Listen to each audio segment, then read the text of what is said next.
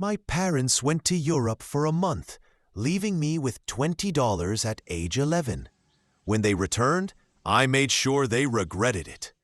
I was 11 that summer, and everything changed.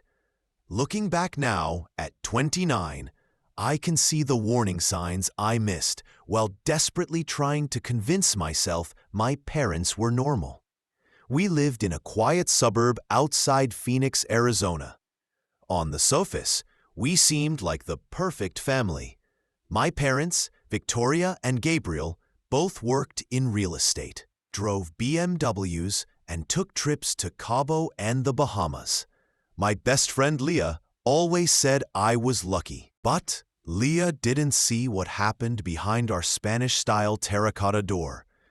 She didn't see how I learned to make grilled cheese at 6 because dinner wasn't guaranteed. How I rode my bike to school alone from 2nd grade because my parents ignored the pickup line. How I taught myself to separate colors from whites at 8 because I'd run out of clean uniforms and my mom said she was too overwhelmed. "Figure it out, Maya. You're smart," was my mom's favorite phrase. My neighbor, Mrs. Rodriguez, noticed before anyone else. She lived next door with her husband and son, Carlos, who was in my grade. She was always tending her roses or walking their golden retriever. One March morning in 5th grade, she saw me biking to school. "Maya, honey, you biking again?" "Yeah, my parents had an early showing. It's supposed to hit 95 today. Let me drive you and Carlos." "That's okay. I have my water bottle." "I insist. Come on." In her cool car, AC blasting, oldies softly playing, with Carlos chatting about our social studies project, I felt something I couldn't name. Later, I realized it was what being cared for actually felt like. My teacher, Mr. Washington, started noticing too. Sometimes, I'd fall asleep in afternoon class, not from laziness, but from staying up late worrying if the water bill was paid, or whether we'd have running water when I got home. "Maya, can you stay after class?" he asked one Thursday in April. I packed slowly, stomach twisting with anxiety. "Am I in trouble?" "You're not in trouble," he said, reading my expression. "I'm worried about you. You look exhausted all the time. Is everything okay at home? Are you eating and sleeping enough?" "Yeah, I'm just staying up watching videos too late. I'm fine."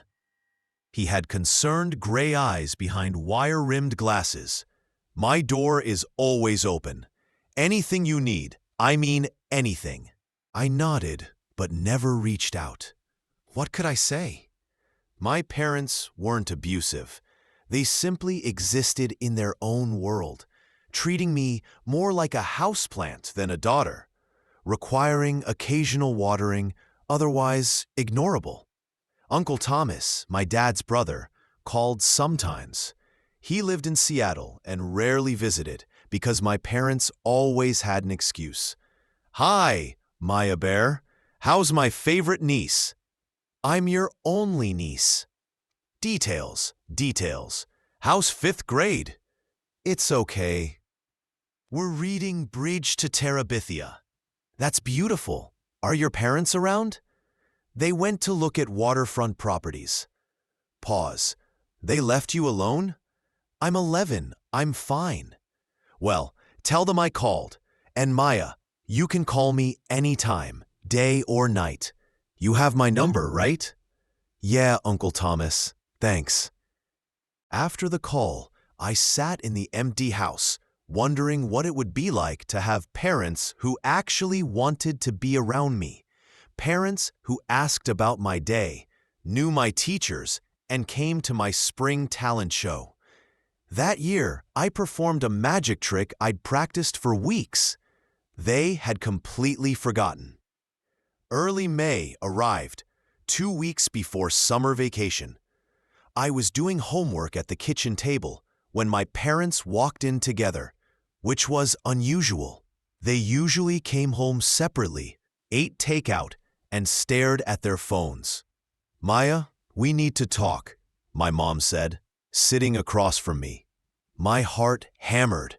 Were they divorcing, moving, sending me to summer camp? "We've been working really hard this year," my dad began, "under tremendous pressure. Your father closed 3 commercial properties this quarter," my mom added.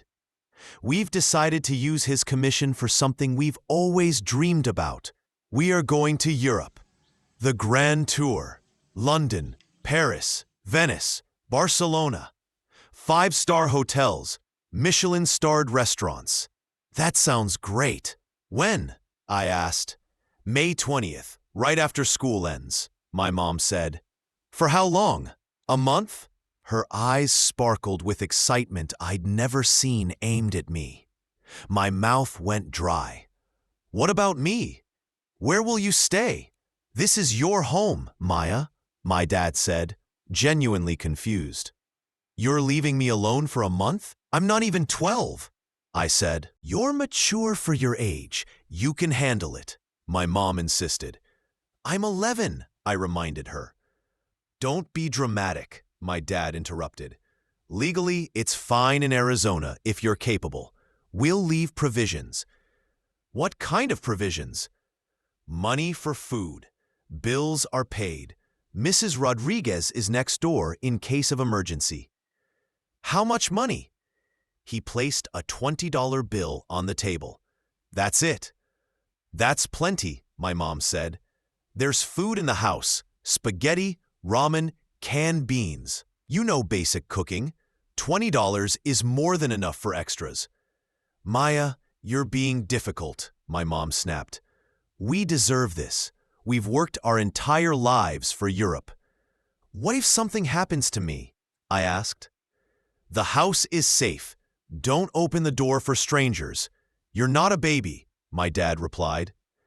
"Can I stay with Leah's family?" "No, you're staying here. End of discussion." The decision was final. My opinion didn't matter. The next 2 weeks crawled by. I lied to Leah and Carlos, saying my uncle would stay with me. The truth felt too heavy. Mr. Washington assigned summer reading lists on the last day of school. "Have a wonderful summer. Stay safe and keep reading." I wondered if I would be safe. May 20th arrived. My parents' lift came at 4:30 a.m. I heard them loading designer luggage. My mom peeked in. "Bye, sweetie. Be responsible. Don't burn the house down. We'll send pictures on WhatsApp." Then the door closed. The car drove away. Silence. My chest tightened with panic. This was real. The first few days weren't terrible. School was out, so I could sleep in. I made breakfast, cereal and Pop-Tarts, watched Netflix, and read library books. The house felt huge and empty, every creak making me jump. On day 2, I inventoried the food. Pantry, 2 boxes of spaghetti, a bag of rice, 3 cans of black beans, peanut butter, and stale tortilla chips. Fridge, milk expiring in 5 days, wilted lettuce, expired cream cheese, 2 hard seltzers, condiments. I calculated in my head. If I was careful, I could make it last. Leah texted on day 3. "Want to go to Splash Kingdom Saturday?" "Can't. No money. Ask your uncle. He's strict about spending." "That sucks. Maybe next week." Maybe. That night, I made spaghetti with butter for dinner, sitting alone at the kitchen table. The $20 bill remained untouched, saved for when I truly ran out. By day 6, I'd finished the milk and was rationing peanut butter. Dinner was plain rice, no butter, no sauce, no seasoning. My stomach hurt, but I didn't know if the pain in my stomach was from hunger, anxiety, or loneliness. On day 7, Mrs. Rodriguez knocked while I was reading on the front porch. Late afternoon, dizzy from skipping lunch. "Hi, Maya. Beautiful day, isn't it?" "Yeah." Where are your parents? I haven't seen them in over a week. They're traveling. Oh, nice. Where? Europe. How wonderful. Who's staying with you? I hesitated. Her smile faded. Maya, who is staying with you? Nobody. But I'm fine. I'm almost 12.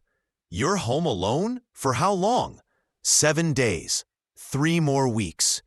Her face shifted. Shock, disbelief, anger. A month? They left you alone for a month? I'm okay. Really? Did they leave you money? Food? I didn't answer. Mrs. Rodriguez came inside without asking, went straight to the pantry and stared at the nearly empty shelves. How much money did they leave you? $20. She looked at it as if it were poison. Have you spent any of it? No. I'm saving it for when I run out of food. When you run, Maya, you've already run out of food.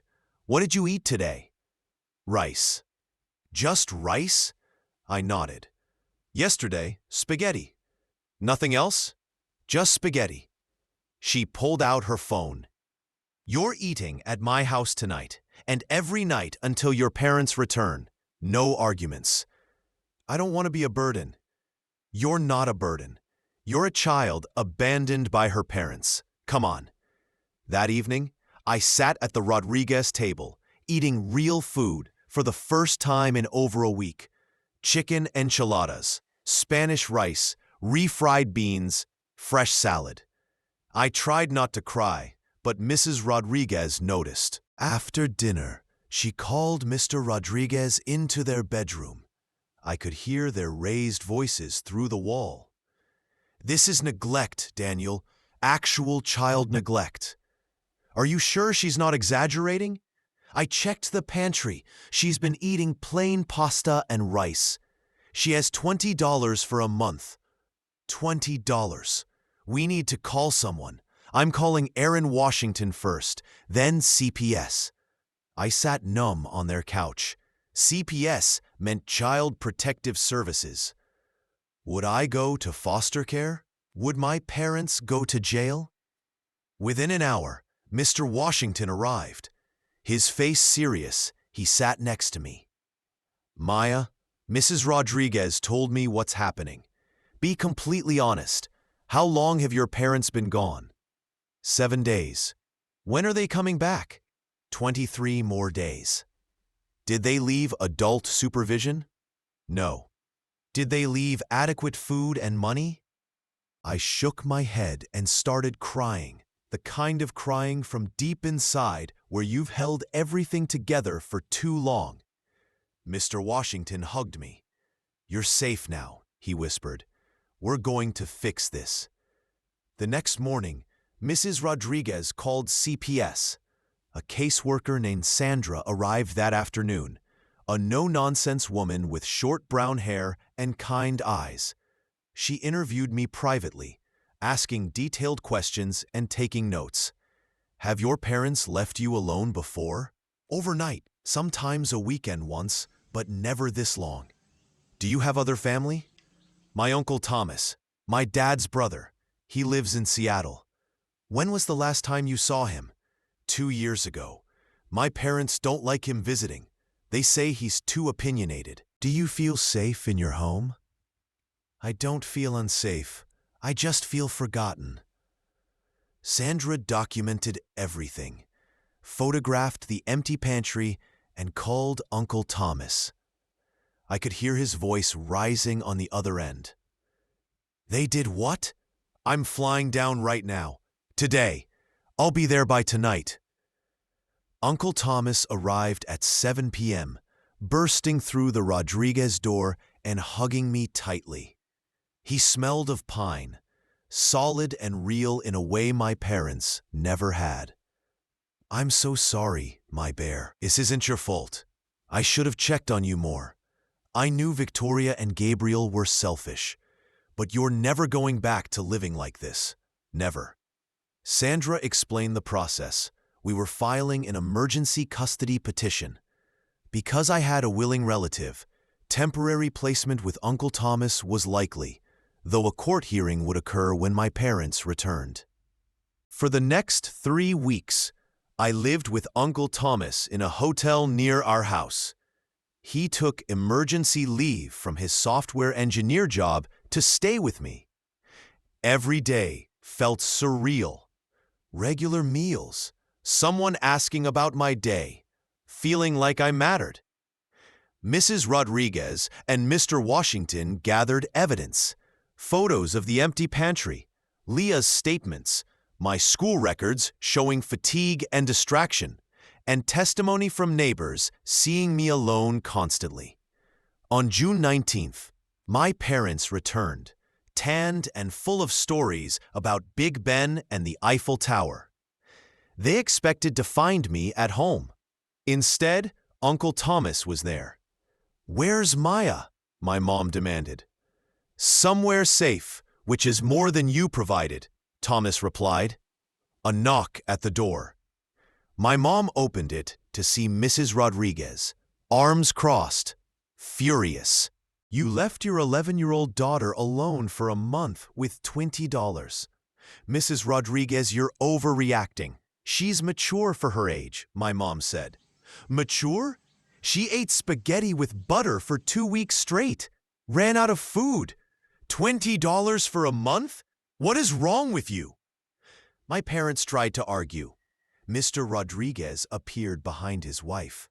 "We've contacted CPS. Emergency custody paperwork is filed. Court hearing in 2 days." The court hearing was surreal. Rodriguez described finding me alone and malnourished. Mr. Washington testified about my exhaustion and distraction. Mr. Rodriguez presented documentation, photos, dates, receipts.